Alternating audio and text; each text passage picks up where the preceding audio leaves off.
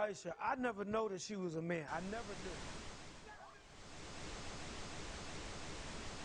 I believe that our education, like such as in South Africa and the Iraq, everywhere like such as.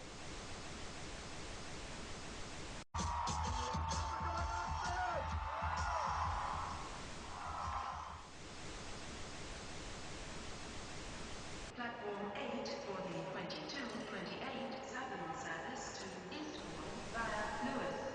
Please join front 2. One option, placing a tracking microchip under a service member's skin. Former Special Operations Officer. And if you hear the shouting, it's a group of demonstrators who've come. 9/11 was an inside job.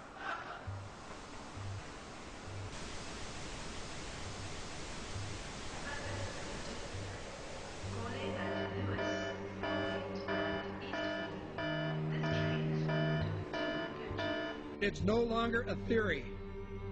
What I'm about to say is fact. The secret organizations of the world power elite are no longer secret.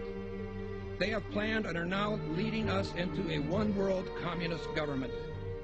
Well, there have been extraordinary scenes in Berlin tonight as thousands of people gathered to hear Barack Obama deliver key foreign policy speech on his current European tour. The Democratic presidential hopeful laid out his vision for America's place in a new world order, in a new world order, in a new world order. It's not a new idea. President Bush talked about it back in 1991. It is a big idea, a new world order. President Bush said, and it's a phrase that I often use myself, that we needed a new world order. There's a need for a new world order. I call upon all states to join ranks in order to found the new world order of the 21st century. We have before us the opportunity to forge for ourselves and for future generations a new world order. When we are successful, and we will be, we have a real chance at this new world order. And people talked then, in 1990, of a new world order. And the question for us is how we meet and master all these challenges to ensure that Britain enhances its competitiveness in the process and realizes what I believe is our destiny of success in this new world order. So, in conclusion, ladies and gentlemen, a new world is emerging. It is a new world order with significantly different and radically new challenges for the future. And people better understand that they mean exactly what they're saying. It's a new world order they're trying to create, and they're trying to do so not only without approval or consent of the government in this country, but despite the popular will. This is a straightforward assault by the elitists in this country. There is a global meltdown coming. It is a global depression, and one world currency and one world financial system is the end game. China said last week they want one global currency. France said yesterday or the day before that they want one world order, a new world order, at the end of this event. Gordon Brown will today call on fellow world leaders to seize the opportunity created by the worldwide economic crisis to create a truly global society. The Prime Minister will use a high-profile speech in the City of London to say that Britain, the US and Europe should join together to create a new, stronger and more just world order.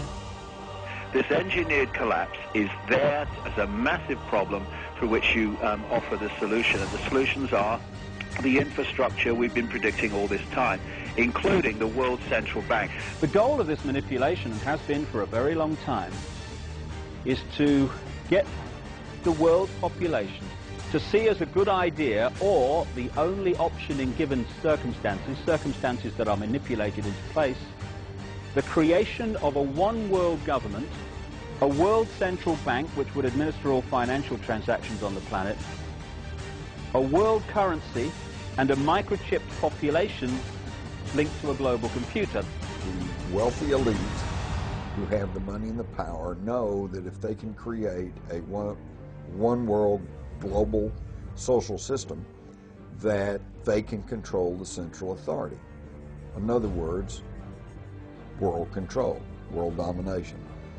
One of the oldest desires in the history of the world. There's a very, very clear-cut and easily identifiable system in place that puts all of these elements from media control to government control to energy control together into one apparatus working together effectively towards its final goal, which is, global control. Because of the compartmentalized pyramids that they've constructed within all these institutions of government and finance and corporations, the vast majority of people who are daily making contributions to push the world in this towards this Orwellian global state have no idea that they're doing that, because they don't know how their contributions fit in with everyone else's. Only the few at the top do.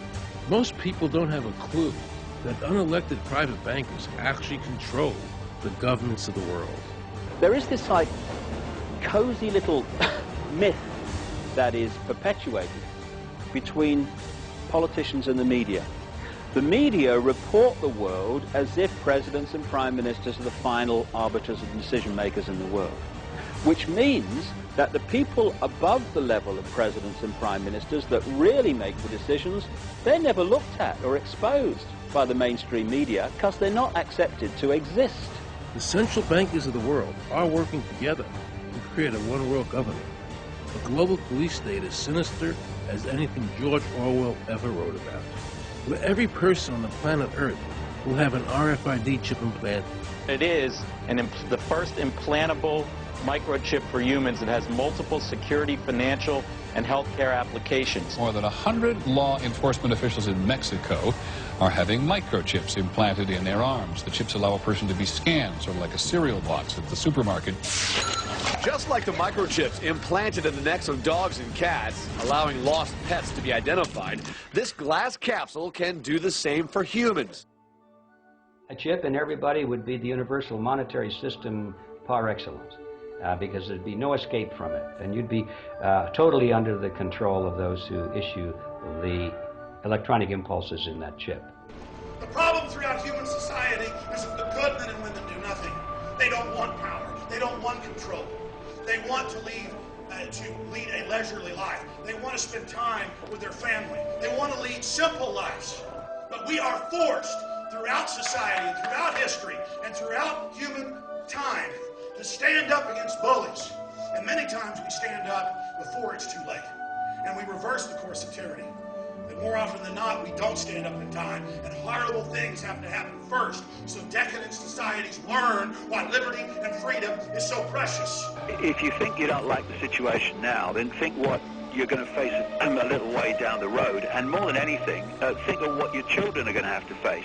Because you think we live in a controlled society now, this is nothing compared with what they are going to have to live in. So in terms of parents who are listening to this information, I would say this: go and look your children in the eyes and tell them that you can't be bothered, or you're too frightened to do anything about it. You're too frightened to get involved, in being another conduit for getting this information further and further expanded into the public mind.